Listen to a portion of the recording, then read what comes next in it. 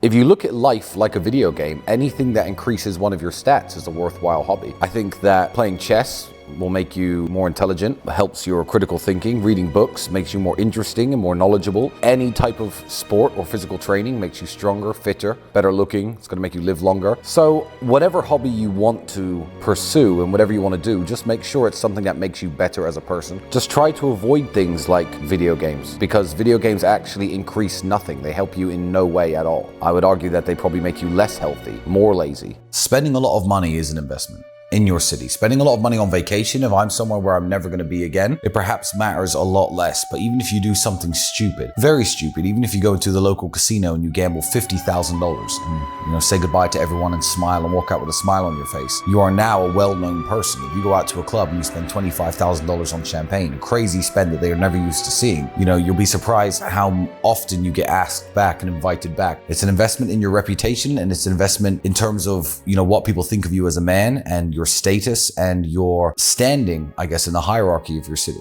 I've never purposefully been a clown. Although I don't agree with everything I used to say, and although I don't smile at my old content pridefully a lot of the time, I never purposefully acted like a clown. I never made a joke out of myself or a joke out of my life. I always said what I believed was true at the time, and I always did what I thought was right or smart at the time. So as many things as I got wrong when I was younger, I was still a young man doing my very best, to make it out there in this cold world, and I became rich as eventually, so it must have worked. If you treat people like a celebrity, they're going to treat you like a fan. Many years ago, before I had any money, when I would meet famous people, you'd speak to them one-on-one, like a normal person. You'd introduce yourself, you'd ask them their name, even if you already know what it is. And the best way to go about it is when you're working the room and you finally get face-to-face with these people, do not ask for selfies, do not act shocked or surprised or like a fan, do not worship them. When you finally do get the opportunity to speak to people, speak to them like a normal person. Otherwise, they're never going to take you seriously.